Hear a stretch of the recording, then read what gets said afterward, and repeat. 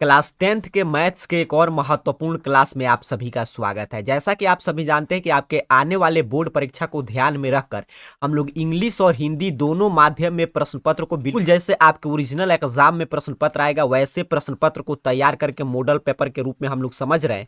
इस सीरीज में हमारा एक ही उद्देश्य है कि आपके संपूर्ण मैथ का सिलेबस अर्थात कि आपके सभी चैप्टर 1 से 15 तक आपका रिवीजन हो। हमारा प्रयास है कि हम लोग एक एक प्रश्न से लेकर प्रश्न के पूरे कॉन्सेप्ट को सीख रहे हैं। इस क्रम में आज का ये हमारा दूसरा क्लास है और आपको याद होगा कि हम लोग यहां तक 25 नंबर प्रश्न की चर्चा कर चुके थे पिछले क्लास में। अगर आपका क्लासेस छूटा है तो इसी वीडियो के नीचे डिस्क्रिप्शन बॉक्स में लिंक मिल जाएगा, वहां से जाकर आप क्लास को देख सकते हैं, क्योंकि इस सीरीज में जो भी प्रश्न मिल रहा है वो सभी प्रश्न आपके आने वाले बोर्ड परीक्षा के लिए काफी महत्वपूर्ण है। आज 25 से आगे के प्रश्न को समझेंगे। देखिए, हम लोग का एक ही प्रयास है कि समझिए आपके लिए क्रैश कोर्स चल रहा है और आपका रिवीजन कोर्स भी चल रहा है कि आपके सभी मैथ के 15 चैप्टर का रिवीजन हो जाए, सभी कॉन्सेप्ट का आपका रिवीजन हो और इस टाइप का कोई भी प्रश्न बोर्ड एग्जाम में आए तो आपसे गलत नहीं, इसलिए हम लोग पूरे डिटेल में समझेंगे। चलिए आज शुरुआत करते हैं। 26 नंबर प्रश्न की बात करेंगे। प्रश्न देखिए बड़ा ही शानदार है। कह रहा है आपसे कि समानांतर श्रेणी 21, 18, 15 का कौन सा पद शून्य है। आपसे क्या प्रश्न पूछा सर कि which term of the AP 21, 18, 15 is zero.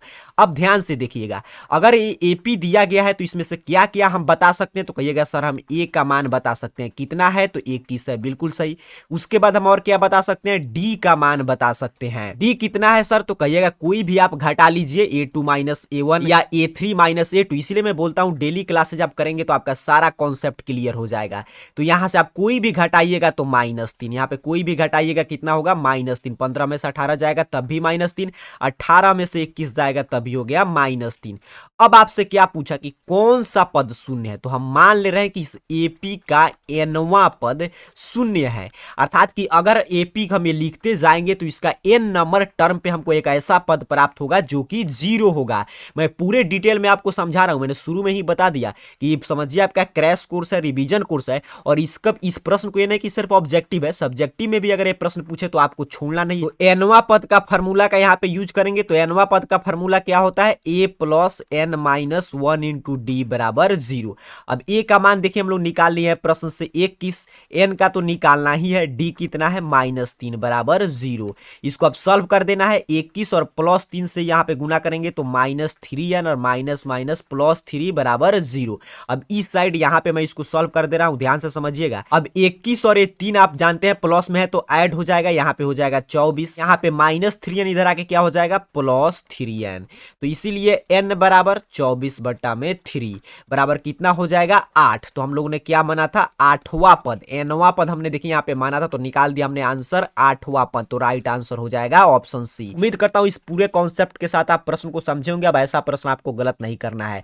आगे बढ़ेंगे। 27 नंबर प्रश्न देखिए आपसे कह रहा है कि समीकरण इतना का एक मूल निम्न में से कौन है। आपसे एक इक्वेशन दिया गया है, कह रहा है इसका एक मूल बताइए। जानते हैं द्विघात समीकरण दिया गया है तो इसीलिए इसके कितने मूल होंगे सर, 2 मूल होंगे। तो ये भी प्रश्न कभी कभी पूछता है कि द्विघात समीकरण के कितने मूल होते हैं, 2। अब इसका मूल हम कैसे निकालते हैं, तो द्विघात सूत्र का भी प्रयोग करके निकाल सकते हैं या गुणनखंड विधि से भी आप निकाल सकते हैं। तो गुणनखंड विधि से निकालने के लिए आप जानते हैं पहले ए और सी में गुना करेंगे तो 12 में 2 से मल्टीप्लाई करेंगे 24।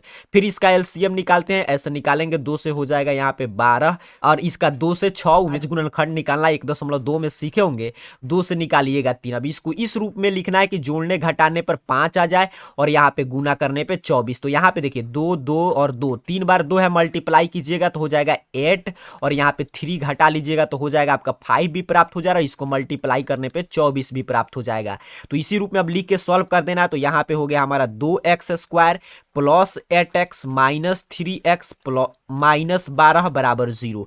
क्यों हमने ऐसा किया, क्योंकि यहाँ पे हमको प्लस साइन भी प्राप्त करना था। अब तो आपको सिर्फ गुणनखंड विधि मालूम होगा तो इसको सॉल्व कर सकते हैं। इसमें क्या कॉमन है, तो यहाँ पे भी 2x है, इसमें भी 2x है तो 2x कॉमन हो जाएगा। 2x से 2x कैंसिल, सिर्फ यहाँ पे स्क्वायर वाला x एक x बच गया। यहाँ पे देखिए x से x कैंसिल, 2 से 8 कटाइएगा तो कितना होगा 4। यहाँ पे क्या कॉमन है सर, -3, माइनस से माइनस कैंसिल हो जाएगा, 3 से 3 भी कैंसिल, x माइनस से माइनस में कटाइएगा तो बचेगा प्लस और 3 से 12 में डिवाइड करेंगे 4 इज इक्वल टू 0। अब जानते हैं एक भीतर वाला और एक बाहर वाला लेकर हम लोग सॉल्व करते हैं तो 2x माइनस 3 और यहाँ पे क्या बचा x प्लस 4। तो अब इधर देखिएगा ध्यान से, अब इतना बराबर यहाँ पे क्या था 0, तो जैसे ही एक एक जीरो करेंगे तो x बराबर कितना हो जाएगा 3/2। क्यों? क्योंकि यहाँ पे माइनस था, इधर आके हो गया प्लस, और इधर गुना में था तो भाग में। और दूसरा मान आपने कितना बता दिया, तो x बराबर -4, ये +4 इधर आके क्या हो गया -4। तो यही दो मूल है इस जो द्विघात समीकरण दिया गया है इसके। अब पूछा था कोई एक मूल बताइए, तो इसमें से देखिए कौन ऑप्शन में दिया गया है -4, तो राइट आंसर क्या हो जाएगा ऑप्शन सी। तो अगर गुणनखंड विधि से भी पूछता इस समीकरण को हल करे तो आपको बिल्कुल ऐसे ही हल करना है। आगे बढ़ते हैं सर, 28 नंबर प्रश्न आपसे कह रहा है कि यदि किसी बहुपद px बराबर इतना के शून्यक अल्फा बीटा हो तो अल्फा प्लस बीटा का मान क्या है। और पिछले क्लास में मैंने आपको बताया था कि हम लोग पूरे 15 अर्थात कि 100% सिलेबस 15 चैप्टर से, इसमें पूरे चैप्टर से प्रश्न मिलेगा, आपको घबराना बिल्कुल नहीं है। अब क्या बोला कि इतना दिया गया एक बहुपद, तो इसका अल्फा प्लस बीटा बराबर क्या होता है, तो कहिएगा सर -b/a। क्यों? क्योंकि पिछले क्लास में, इसलिए बोलता हूं रेगुलर क्लास कीजिए, तो यहाँ पे मैंने बताया था कि शून्यकों का योगफल क्या होता है, तो वही होता है -b/a। देखिए आप कोई भी फॉर्मूला नहीं जानते, कुछ नहीं जानते, कोई इसमें कोई बुराई नहीं है, लेकिन अगर आपको जब मालूम चल गया उसके बाद इसको अगर आप सीखना नहीं चाहते हैं तो यही खराबी है, इसी से आपका अंक कटता है। तो इसलिए मैं बोलता हूं जो भी फार्मूला बताया जाए इसको कॉपी में लिखते चलिए। और एक और फार्मूला होता है शून्यकों का गुणनफल अल्फा इंटू बीटा c/a। तो हमसे क्या पूछा, अल्फा प्लस बीटा -b/a, तो -b कहां से आएगा, तो यहाँ पे देखिए इसी तरह आप समीकरण निकाल लिखते हैं ax² plus bx plus c। b कहां पे है, तो जो x का गुणांक है, तो x का गुणांक कितना है सर, तो -2। यहाँ पे देखिए फॉर्मूला वाला माइनस उसी तरह रहेगा, और -b तो यहाँ पे x का गुणांक कितना है -2, और a तो जो x² का गुणांक है, तो x² के पहले कुछ नहीं, तो इसका मतलब क्या है सर, तो 1 है। माइनस माइनस कितना हो जाएगा +2, और 1 से भाग कीजिएगा तभी कितना बचेगा 2, तो राइट आंसर हो जाएगा ऑप्शन बी। ये कॉन्सेप्ट हम लोग पिछले क्लास में भी सीखे थे। आगे बढ़ेंगे 29 नंबर प्रश्न की बात करें तो प्रश्न आपसे कह रहा है कि sin 90 - a बराबर कितना होता है। त्रिकोणमिति की शुरुआत हो चुका है, आप लोग भी इंतजार कर रहे थे कि त्रिकोणमिति का प्रश्न कहां से शुरू होगा, तो यहां से देखिए त्रिकोणमिति के प्रश्न की शुरुआत हो चुका है। त्रिकोणमिति में आप जानते हैं सबसे ज्यादा आता है फॉर्मूला से, तो फॉर्मूला आपको याद रखना है। क्या पूछा, sin 90 - थीटा, पढ़े होंगे क्या होता है cos थीटा, cos से राइट आंसर हो जाएगा ऑप्शन ए। इसमें जितने फॉर्मूला यहाँ पे मैं आपको दिखा दे रहा हूं, इस सभी फॉर्मूला को आपको याद कर लेना है। sin 90 से क्या होता है सर, cos से, cos 90 से sin ए, tan 90 से cot ए, cosec 90 से sec ए, sec 90 से cosec ए, cot 90 से tan ए। ये सभी फॉर्मूला आपको याद रखना है, क्योंकि यहां से हर साल ऑब्जेक्टिव सब्जेक्टिव प्रश्न आते ही आते हैं इस फॉर्मूला पे बेस्ट। आगे देखिए चला 30 नंबर प्रश्न भी आपसे सीधे सीधे त्रिकोणमिति से लिया गया है। कह रहा है कि निम्न में से कौन sec a के बराबर है। अब देखिए ये पूछ रहा है रेसिप्रोकल विलोम से पूछ रहा है कि आप 3 पढ़ते हैं, साइन कॉस और tan, ये 3 संबंध होते हैं आपका त्रिकोणमिति रेशियो, और इसके विपरीत होते हैं 3। तो sec के उल्टा क्या होता है, तो कहिएगा सर 1/cos ए, cos के उल्टा कितना है sec ए, तो राइट आंसर हो जाएगा ऑप्शन ए। तो आइए रेसिप्रोकल का भी हम लोग रिवीजन कर रहे हैं, यहाँ पे ध्यान से देखिएगा, इसी कॉन्सेप्ट पे बेस्ट एक प्रश्न पूछा गया था। तो साइन ए का उल्टा कितना होता है cos ए, तो 1/cos ए, cos ए का उल्टा होता है 1/sec ए, sec ए का उल्टा 1/cos ए, तो यही प्रश्न पूछा गया था। ये सभी रेसिप्रोकल जो है यहाँ पे आपको याद रखना है। यहाँ पे मैं फिर से बोल रहा हूँ त्रिकोणमिति में कुछ नहीं होता है, त्रिकोणमिति सबसे आसान चैप्टर, अगर आप फॉर्मूला को अच्छा से समझे हैं तो। आगे बढ़ेंगे 31 नंबर प्रश्न आपसे पूछ रहा है कि cos 44 डिग्री और sec 46 डिग्री का मान कितना होगा। जो मैंने अभी आपका रिवीजन कराया फॉर्मूला sin 90 से, इसी पे बेस्ड एक प्रश्न है। अब देखिए यहाँ पे किसी एक को हम लोग चेंज कर सकते हैं, तो ऊपर वाले के ही हम लोग चेंज कर देते हैं, cosec को ही बदल देंगे। तो cosec किस में बदलेगा, तो यहाँ पे देखिए cosec किस में बदल रहा है सर, तो sec में। तो यहाँ पे cosec को हटाकर हम क्या लिखेंगे, sec 90 - a। देखिए यहाँ पे क्या था, cosec a था, एंगल a था, तो यहाँ पे 90 - a, यहाँ पे एंगल कितना है सर 44 डिग्री, तो यहाँ पे क्या होगा 44, और डिवाइडेड बाई कितना हो गया आपका sec 46। अब इतना बराबर sec, और यहाँ पे देखिए 90 - 44 कितना होता है, तो 46, और डिवाइडेड बाई sec 46, एक कट के कितना हो जाएगा 1। राइट आंसर देखिए ऑप्शन बी पे दिया गया है। अब देखिए यहाँ पे कुछ ट्रिक भी होता है कि ऐसे प्रश्न जब भी आते हैं तो बाटा में रहेंगे तो कितना आंसर होता है 1, यही माइनस में पूछता तो कितना होता है 0, लेकिन 2 शर्त होना चाहिए। पहला शर्त कि जो ऊपर नीचा लिखा है या प्लस माइनस में जो भी लिखा रहेगा तो इसी में का कोई जोड़ा हो, इसमें का जो ये देख रहे हैं इसी में का कोई जोड़ा दिया हो, और दूसरा कंडीशन क्या होता है कि इस एंगल को जोड़ने पे 90 डिग्री बनता हो, तब हम लोग क्या कहेंगे, बाटा में रहेगा तो 1 और माइनस में रहता है तो 0। उम्मीद करता हूं मेरे बात को आप समझोगे। अगर इसमें से कोई भी पेयर दिया है ऊपर नीचे यहाँ पे या प्लस माइनस में और इस एंगल को जोड़ने पे 90 डिग्री पुगता है तो बटा में रहेगा तो 1 और माइनस में रहेगा तो 0। आगे बढ़ेंगे 32 नंबर प्रश्न की बात करें तो फिर आपसे प्रश्न कर रहा है कि जो त्रिकोणमिति टेबल होता है उसको अगर आप याद किए होंगे साइन 60 का मान कॉस 60 का मान जो हम लोग अंगुली पर भी याद रखते हैं तो उसी पे बेस्ट प्रश्न है। कह रहा है 2 cos स्क्वायर 60 का मान कौन है तो 2 उसी तरह रहेगा। अब यहां पे कह रहा है cos स्क्वायर 60 तो cos 60 का मान आपको याद रखना चाहिए। त्रिकोणमितीय टेबल यहां पे देख पा रहे हैं इसी में देखिए क्या आपसे पूछा है 60 डिग्री और किसका मान पूछा है तो cos का। तो यहां पे देखिए cos 60 का मान कितना है 1/2 तो ये तो आपको याद रखना है। तो और cos स्क्वायर 60 तो cos 60 का मान सर 1/2 तो इसी का स्क्वायर करेंगे। 2 गुने 1/2 का स्क्वायर कीजिएगा तो यहाँ पे हो जाएगा 1/4। यहाँ पे 2 से 2 कट गया कितना हो गया 1/2 अर्थात कि cos जो 60 डिग्री का मान है 1/2 वही मान होता है 2 cos स्क्वायर 60 का। देखेंगे कहाँ पे ऑप्शन में दिखाई दे रहा है तो ऑप्शन डी पे दिया गया तो आपको OMR शीट मिलेगा जहां पे डी लिखा रहेगा उसको आपको कलर कर देना है। देखिए हम लोग पूरे डिटेल में हम लोग पढ़े क्योंकि मैं बोला शुरू से ही हमारा एक ही सीरीज का प्रयास है कि आपको बिल्कुल ओरिजिनल प्रश्न पत्र भी इसी रूप में मिलेगा, इंग्लिश हिंदी में लिखा गया रहेगा। उसके साथ साथ आपका क्रैश कोर्स भी चलता है और प्रश्न से आप कॉन्सेप्ट को सीखिए। यही मैथ पढ़ने का सबसे अच्छा तरीका होता है। जब कम समय रहे तो प्रश्न के अनुसार हम लोग सीख लेंगे ताकि इस टाइप का कोई भी प्रश्न आए तो उसको गलत नहीं करना है क्योंकि मैथ में सिर्फ क्या है कॉन्सेप्ट है और अंक यहाँ पे चेंज कर देगा। अब यहां से आपसे क्या पूछ रहा है कि sine square 20 plus sine square 70 degree का मान कितना होगा। तो इसमें भी दो फार्मूला का यूज है, एक तो है आपका sine square theta plus cos square theta और दूसरा है आपका जो 90 वाला एंगल वाला फार्मूला मैं पीछे आपको रिवीजन कराया था उसका यूज है। तो यहाँ पे एक हम लोग कोई बदल दे रहे हैं, चलिए पहले वाले को उसी तरह लिख दे रहे हैं, दूसरे वाले को हम लोग बदल दे रहे हैं। तो साइन किस में बदलता है तो कहिएगा अभी हम लोग पढ़े थे कि साइन किस में बदलता है कॉस 90 माइनस ए।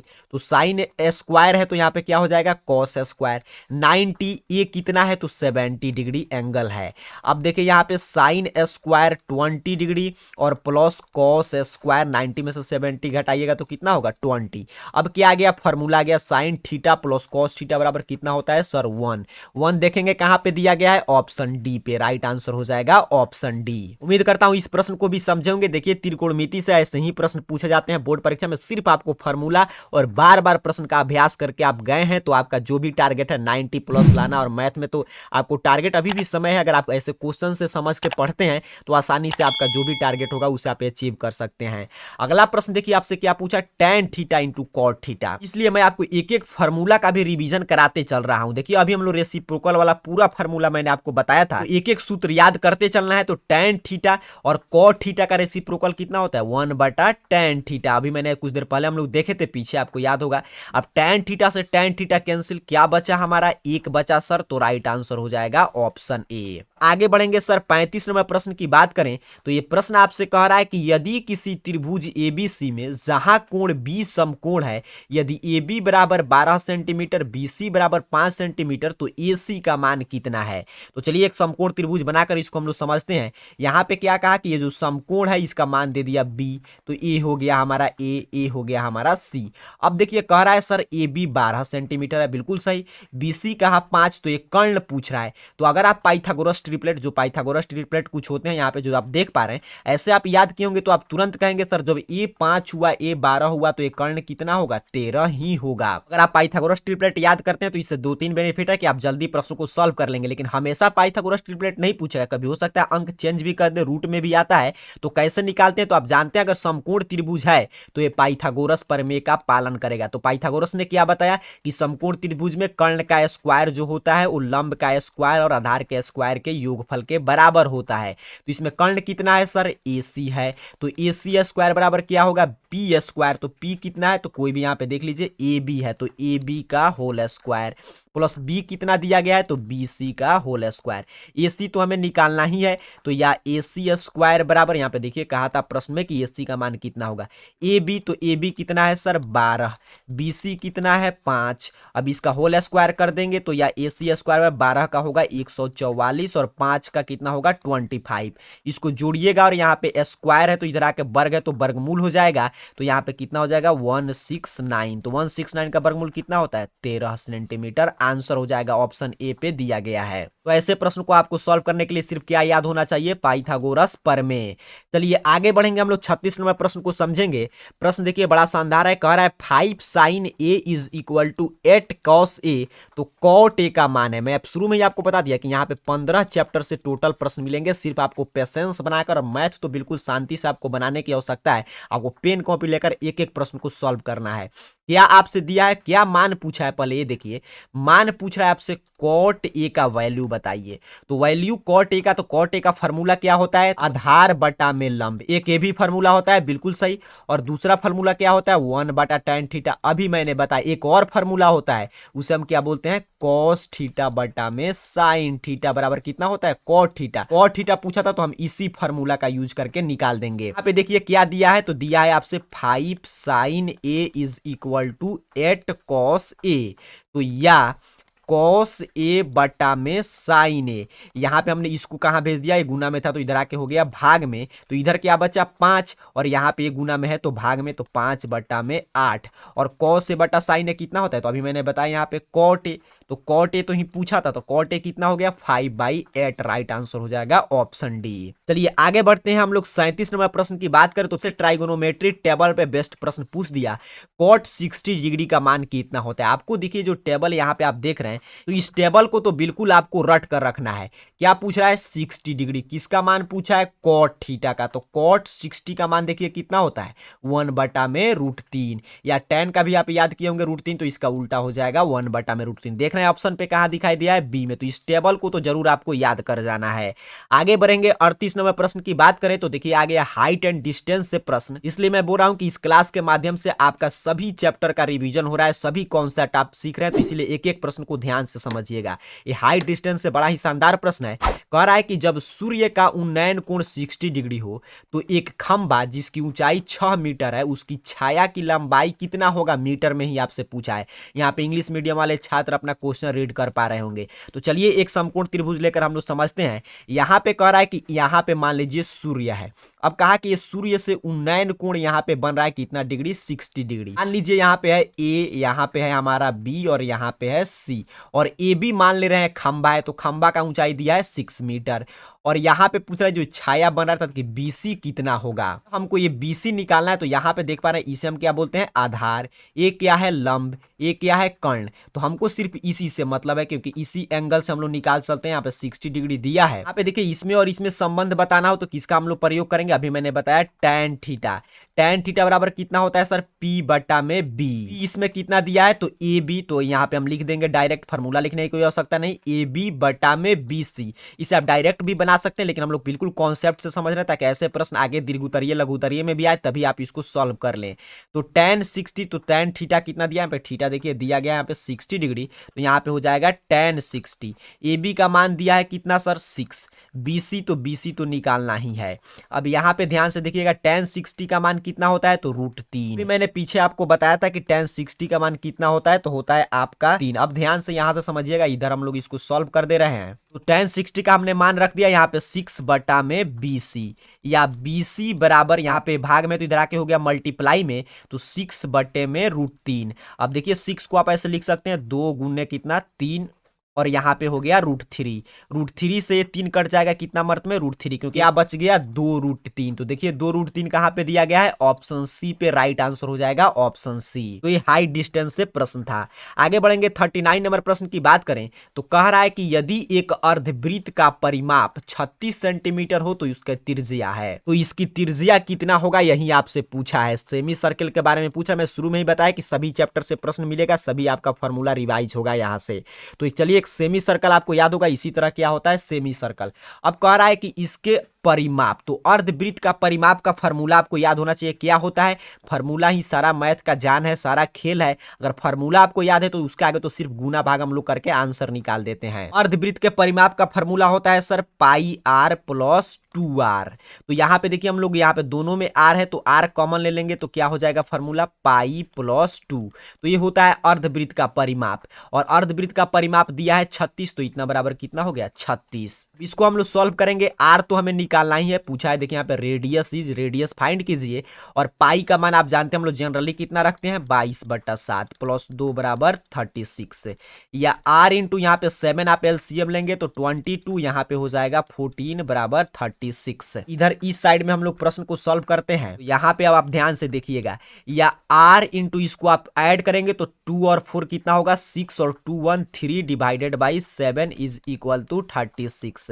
या r is equal to 36 into 7 divided by 36। इधर भाग में था तो गुना में था तो इधर आके हो गया आपका भाग में, बराबर की साइड। 36 से 36 कैंसिल, क्या बचा 7 सेंटीमीटर, क्योंकि प्रश्न आपसे देखिए सेंटीमीटर में पूछा था। तो राइट आंसर कहां पे दिया गया है, ऑप्शन बी पे। तो यहां से एक फार्मूला आपको प्राप्त हो गया, अर्धवृत्त का परिमाप पाई आर प्लस 2r। तो इस फार्मूला को नोट कर लीजिए। आगे बढ़ेंगे सर 40 नंबर प्रश्न की बात करें तो अब वृत्त से पूछा है, अर्धवृत्त से था, ये किससे पूछ रहा है, वृत्त से। कह रहा है एक वृत्त का क्षेत्रफल इतना है तो इसका व्यास है, एरिया ऑफ सर्किल कितना होता है, तो कहिएगा सर पाई आर स्क्वायर। तो पाई आर स्क्वायर दिया है 154 सेंटीमीटर। यहां से देख लीजिए, मैं इसके भी वृत्त के सभी फार्मूला का आपका रिवीजन करा दे रहा हूं, क्योंकि रिवीजन सीरीज है, आपका क्रैश कोर्स चल रहा है। तो यहाँ पे देखिए यही होता है वृत्त, और ये क्या होता है हमारा वृत्त का त्रिज्या, यहाँ पे आप पिक्चर में समझ पा रहे हैं। और इसका एरिया के फार्मूला कितना होता है पाई आर स्क्वायर। इसका परिमाप निकालना होगा 2 पाई आर। इसका डायमीटर अर्थात कि व्यास निकालना होगा तो 2r। इसका रेडियस निकालना होगा तो अंडर रूट ए बटा में पाई, अर्थात कि क्षेत्रफल बटा में पाई। आर का मान यहाँ पे क्या है, रेडियस से क्या होता है एरिया, ये सभी मान यहाँ पे आप देख पा रहे हैं। तो फार्मूला आपको नोट कर लेना है। चलिए इसको हम लोग सॉल्व करते हैं। तो यहाँ पे देखिए पाई आर स्क्वायर, तो पाई का मान कितना होगा सर 22/7। आर स्क्वायर उसी तरह रहने देंगे बराबर 154। और यहाँ पे देखिए अब आर स्क्वायर इधर इसी तरह रह गया 154। साइड में ये भाग में है तो इधर आके ऊपर हो जाएगा गुना में, और ये यहाँ पे गुना में है तो इधर आके हो जाएगा भाग में। यहाँ से कैंसिल करेंगे, 22 का 7 में मल्टीप्लाई कीजिएगा तो आ जाएगा 154। या r square is equal to 7 का स्क्वायर, क्यों, क्योंकि 7 दो बार गुना होकर हो गया स्क्वायर, स्क्वायर से स्क्वायर कैंसिल, तो इसीलिए आर बराबर कितना बचा 7। अब हमसे आर देखिए त्रिज्या नहीं पूछा था, त्रिज्या पूछा था तो 7 आंसर करते हैं। हमसे क्या पूछा डायमीटर, यहाँ पे देखिए डायमीटर अर्थात कि व्यास, तो डायमीटर कितना होता है 2r। डी बराबर कितना होता है 2r। ओ और r है 7, तो कितना हो जाएगा 14 सेंटीमीटर। ऑप्शन ए पे दिया गया है। ये उम्मीद करता हूं इस प्रश्न को भी आप समझोगे। और यहाँ पे मैं पूरा फार्मूला पूरा कॉन्सेप्ट का आपका रिवीजन करा दे रहा हूं, ताकि इसके आसपास भी प्रश्न आपको नहीं छोड़ना है, तभी आपका अच्छा अंक आएगा।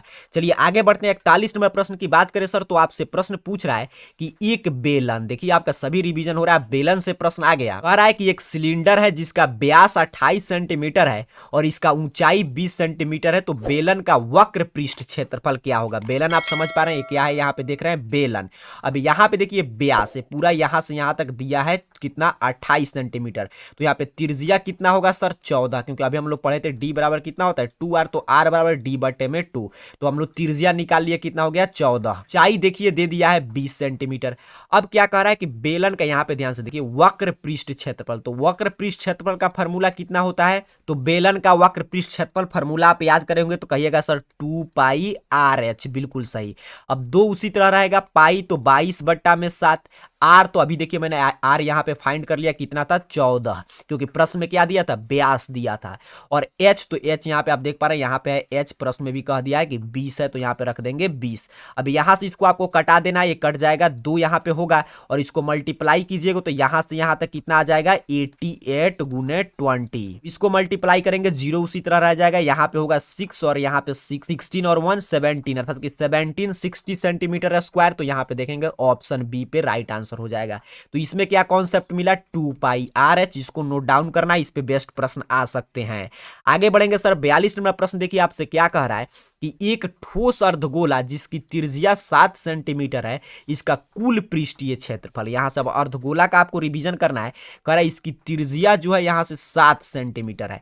अब कह रहा है कुल पृष्ठीय क्षेत्रफल, प्रश्न में देख लीजिए क्या कहा, कुल पृष्ठीय क्षेत्रफल। तो अर्धगोला का कुल पृष्ठीय क्षेत्रफल कितना होता है 3 पाई आर स्क्वायर, क्योंकि अर्धगोला का बात हो रहा है। और वहीं पे इसका वक्र पूछता तो क्या कर देते, सिर्फ 3 को बदल के 2 पाई आर स्क्वायर। तो फॉर्मूला याद रखेंगे, 3 उसी तरह रहेगा, पाई की मान रखने की आवश्यकता नहीं है। क्यों नहीं है सर, क्योंकि यहाँ पे देखिए सभी ऑप्शन में क्या दिया गया है पाई, अर्थात कि आपको पाई फॉर्मेट में ही आंसर लाना है। नहीं दिया रहता तो 22/7 रखते, तो 3 और पाई उसी तरह रखेंगे। और आर, तो आर यहाँ पे दिया गया है 7 का स्क्वायर, तो 7 का यहाँ पे स्क्वायर हो जाएगा। या 3 पाई और 7 का स्क्वायर स्क्वायर कीजिएगा तो 49, यहाँ पे मल्टीप्लाई कीजिए, यहाँ पे हो जाएगा 9 3, तो यहाँ पे हो जाएगा 27, तो 7 और फिर बचा 2, तो यहाँ पे हो जाएगा 14, तो इतना क्या हो जाएगा आपका पाई। तो यहाँ पे देख लीजिए 147 pi centimetre square option C पे दिया गया है, यही ऑप्शन, तो राइट आंसर हो जाएगा ऑप्शन सी। यहाँ पे कॉन्सेप्ट हमने क्या रिवीजन किया, 3 पाई आर स्क्वायर अर्धगोला का कुल पृष्ठीय क्षेत्रफल। एक एक चीज अगर इतना प्रश्न का बार बार अभ्यास करके जाते हैं तो यहाँ से देखिएगा आने वाले बोर्ड परीक्षा सेंटअप एग्जाम जो जिस भी टर्मिनल का आप एग्जाम देंगे उसमें कितना ज्यादा प्रश्न यहाँ से मिलेगा सीधे सीधे। आगे बढ़ेंगे सर 43 नंबर प्रश्न की बात करें, बड़ा शानदार प्रश्न है, बोर्ड एग्जाम में बहुत बार पूछा गया है प्रश्न। कह रहा है आपसे कि दो वृत्त की त्रिज्या का अनुपात इतना है तो उनके क्षेत्रफल का अनुपात कितना होगा। वृत्त का त्रिज्या दिया है, दो वृत्त है और दो, मान लीजिए क्षेत्रफल का फॉर्मूला अभी मैंने पढ़ाया था आपको पाई आर स्क्वायर, तो एक का मान लीजिए त्रिज्या है बड़ा आर, तो कितना हो जाएगा पाई आर वन स्क्वायर, और दूसरे का है छोटा आर, तो पाई आर वन स्क्वायर। यही अनुपात पूछा है, तो अनुपात में बटा पाई से पाई कैंसिल, क्या बचा आपका आर वन स्क्वायर अनुपात आर वन स्क्वायर। ये नहीं कटेगा क्योंकि दोनों अलग अलग वृत्त की त्रिज्याएं हैं। अब देखिए आर वन अनुपात आर टू दिया है 2:3, तो इसका स्क्वायर कहा है, तो इसका स्क्वायर कर देंगे। देखिए 2 का स्क्वायर 4 और 3 का स्क्वायर 9, तो यही हो जाएगा आपका इसका आंसर। और यही उल्टे पूछता है, यहाँ पे क्षेत्रफल का अनुपात दिया रहता है, त्रिज्या पूछता, तो इसका क्या निकालते हैं आप, वर्गमूल। कॉन्सेप्ट को बस आपको सीख कर रखना है। आगे बढ़ेंगे 44 नंबर प्रश्न, देखिए सीधे सीधे फॉर्मूला से प्रश्न है। कह रहा है कि यदि किसी त्रिज्य खंड का केंद्रीय कोण की माप थीटा तथा त्रिज्या आर है तो इसके चाप की लंबाई, अब क्या पूछा आपसे, चाप की लंबाई, तो चाप की लंबाई एल का फॉर्मूला कितना होता है, थीटा बटा 360 डिग्री, और यहां पे हो जाएगा गुना में आपका 2 पाई आर, यही होता है चाप की लंबाई का फॉर्मूला। अब इसी को थोड़ा और हम लोग अरेंज करेंगे तो हो जाएगा 2 पाई आर थीटा बटा में 360 डिग्री, यहां से यहां पे क्या कर दिया है गुना। अब देखिए ये ऑप्शन कहां पे दिया गया, तो ऑप्शन ए पे दिया गया 2 पाई आर थीटा बटा में 360 डिग्री, ये खंड के चाप की लंबाई एल का फॉर्मूला। अब प्रश्न एग्जाम में तो एक भी ये भी पूछ सकता है, इसके अलावा मान लीजिए यहाँ पे आपका त्रिज्या दे दे, एंगल दे दे, तो ये भी आप निकाल सकते हैं इस फार्मूला से। आगे बढ़ेंगे 45 नंबर प्रश्न की बात करें तो देखिए अब आपका 14 नंबर चैप्टर में शुरू में ही बता दिया कि 100% सिलेबस, अर्थात कि बिल्कुल जैसे आपके एग्जाम में प्रश्न पत्र आएंगे इंग्लिश हिंदी उसी में चल रहा है। पूरा रिवीजन सीरीज है आपका, क्रैश कोर्स इसको बोलिए, जो भी बोल सकते हैं, यहाँ पे पूरे चैप्टर से प्रश्न मिल रहा है। अब देखिए 14 आपके सांख्यिकी वाला सीरीज यहाँ पे शुरू हो गया। कह रहा है इसका माध्यिका क्या होगा, मीडियन आपको निकालना है। तो माध्यिका निकालने के लिए जब ये ऐसे आंकड़ा दिया रहे तो आप जानते हैं सबसे पहले इसको किस में लिखते हैं हम लोग, आरोही क्रम में लिखते हैं, असेंडिंग ऑर्डर, अर्थात कि बढ़ते क्रम में। तो यहाँ पे ध्यान से देखिए बढ़ते क्रम में दिया गया है। अब इसको जोड़ते हैं कि n का मान कितना है, सम है कि विषम, तो यहाँ पे देखिए 1 2 3 4 5, तो ये कितना है, विषम है। विषम है तो कोई चिंता नहीं, इधर दो ये भाग जाएगा और यहाँ पे बीच वाला हो जाएगा माध्यिका 4। आपको क्या समझना है कि माध्यिका जब निकालना हो तो हम क्या करते हैं, पहले आरोही क्रम असेंडिंग ऑर्डर में इसको सजाएंगे, उसके बाद देखेंगे कि n सम है कि विषम। अगर विषम रहेगा तो n + 1 बटा दूसरा पद, अर्थात कि इसी में देखिए 5 था तो 5 + 1 बटा 2, अर्थात कि 6 बटा 2 तीनवां पद, तो 3 नंबर पे देखिए 4 दिया गया था, आंसर हो गया, तो आंसर हो जाता है। अगर मान लीजिए n का मान सम संख्या आ जाता है तब हम क्या कहते हैं, n बटा 2 + 1वां नंबर पे जो पद आएगा वही इसका क्या होता है, माध्यिका। ये दो कॉन्सेप्ट आपको सीख कर रखना है। चलिए आगे बढ़ेंगे सर 46 नंबर प्रश्न देखिए आपसे कह रहा है, प्रायिकता से अब प्रश्न मिलना शुरू हो गया। कह रहा है कि निम्न में से कौन किसी घटना की प्रायिकता नहीं हो सकता है। क्या पूछा है कि कौन जो है घटना की प्रोबेबिलिटी नहीं हो सकता है। जानते हैं जो प्रायिकता होता है 0 से 1 तक हो सकता है, 0 से बड़ा होगा और 1 से बराबर या छोटा हो सकता है। तो यहाँ पे देखिए ये भी 1 से छोटा है, ये भी 1 से छोटा है, ये भी 1 से छोटा, लेकिन ये 1 से बड़ा है, और 1 से बड़ा नहीं हो सकता है क्योंकि p + p0 क्या होता है, 1 होता है। तो यहाँ पे इसका राइट आंसर क्या हो जाएगा, ऑप्शन बी। प्रायिकता तो बिल्कुल छोटा सा और आसान चैप्टर और प्रश्न वहां से खूब पूछे जाते हैं। 47 नंबर प्रश्न देखिए आपसे कह रहा है कि वर्ग अंतराल का वर्ग चिन्ह, आपसे क्या पूछा है, क्लास मार्क आपको बताना है। तो क्लास मार्क का फॉर्मूला क्या होता है, तो कहिएगा उच्च सीमा प्लस निम्न सीमा या निम्न सीमा प्लस उच्च सीमा बटा 2। तो ये निम्न सीमा है, उच्च सीमा है और इसका 2 करेंगे भागा, तो यहाँ पे 30 बटे में 2 कितना हो जाएगा, 15, ऑप्शन डी। ये भी फॉर्मूला आपको याद रखना है, निम्न सीमा प्लस उच्च सीमा बटा 2, यही होता है वर्ग अंतराल का वर्ग चिन्ह, अर्थात की क्लास मार्क। आगे बढ़ेंगे 48 नंबर प्रश्न की बात करें तो ये तो बहुत बार ये भी सीधे सीधे क्वेश्चन बैंक से लग रहा है प्रश्न आया है। कह रहा है किसी आलेखीय चित्र से माध्यिका ज्ञात किया जा सकता है। किस आलेखीय चित्र से, किस ग्राफ से हम मीडियन डिटरमाइंड कर सकते हैं, तो क्या होता है, त्वरण। क्या हो जाएगा, त्वरण। याद रखिएगा ऑप्शन सी राइट आंसर होगा। आगे सर 49 नंबर प्रश्न आपसे फिर प्रायिकता से शानदार प्रश्न है। कह रहा है कि एक पासा को एक बार फेंकने में 5 आने की प्रायिकता है। एक पासा को आप फेंक रहे हैं तो 5 आने की प्रोबेबिलिटी क्या बनता है? तो आप जानते हैं पासा पे क्या रहता है, 1 2 3 4 5 और 6, जैसे आप लूडो देखे हैं वैसे ही रहता है। अब कह रहा है कि पी बताइए 5 आने की प्रायिकता। तो पी क्या होता है? तो ई के अनुकूल परिणामों की संख्या। तो ई के अनुकूल कितना है? 5। इसमें कितना आ सकता है? 1, तो यहाँ पे 1। और कुल परिणामों की संख्या, तो कुल परिणाम कितने हैं? 1 2 3 4 5 6, तो 1/6। तो राइट आंसर हो जाएगा ऑप्शन बी 1/6। आगे बढ़ेंगे 50 नंबर प्रश्न। देखिए फिर प्रायिकता का सबसे शानदार प्रश्न है। कह रहा है कि अच्छी तरह से फेंटे गए ताश के पत्तों में से एक पत्ता यादृच्छिक निकाला जाता है, तो इसकी लाल रंग के रानी होने की प्रायिकता क्या है? क्या पूछा है कि a queen of red colour is, इसका प्रोबेबिलिटी आपको बताना है। देखिए फॉर्मूला तो वहीं रखेगा, पी बराबर ई के अनुकूल परिणामों की संख्या। तो आप ताश के बारे में आपको पढ़ाया गया होगा कि उसमें टोटल 52 पत्ते होते हैं, और यहाँ पे ध्यान से देखिए, यहाँ से डिसाइड होता है, कर लाल रंग के रानी। तो लाल रंग वाला क्वीन कितना होता है? 2 होता है। एक ईंट में होता है और एक ऐसे ही लाल में होता है, तो 2। और ई के अनुकूल परिणाम कितना हो गया? 2। और कुल परिणाम कितना है? 52। तो 2/52 अर्थात कि 1/26। राइट आंसर हो जाएगा ऑप्शन सी। ये प्रायिकता का बिल्कुल शानदार प्रश्न था। आज की इस क्लास को हम लोग यहीं पे रोकेंगे। आज हम लोग आपके 50 तक के प्रश्नों को समाप्त कर चुके हैं। इसके आगे अब है सब्जेक्टिव प्रश्न। तो अगर आप चाहते हैं कि सब्जेक्टिव मैथ के भी चर्चा करें, अर्थात कि लघु उत्तरीय दीर्घ उत्तरीय प्रश्न के भी हम लोग समझे, 5 अंक वाला 2 अंक वाला, तो उसके बारे में नीचे कमेंट बॉक्स में बताइएगा। साथ ही साथ बताइएगा कि आपका आज के 25 में से कुल कितना प्रश्न सही हुआ। और इस क्लास को लाइक कीजिएगा, और अगला क्लास आप मैथ का चाहते हैं या और किसी विषय के, उसके बारे में भी बताइएगा। जैसा आपका कमेंट आएगा उसकी चर्चा हम लोग अगले वीडियो में करेंगे। तब तक के लिए पढ़ाई करते रहिए और सभी मैथ का बार बार रिवीजन करते रहिए। आप सभी को बहुत बहुत धन्यवाद।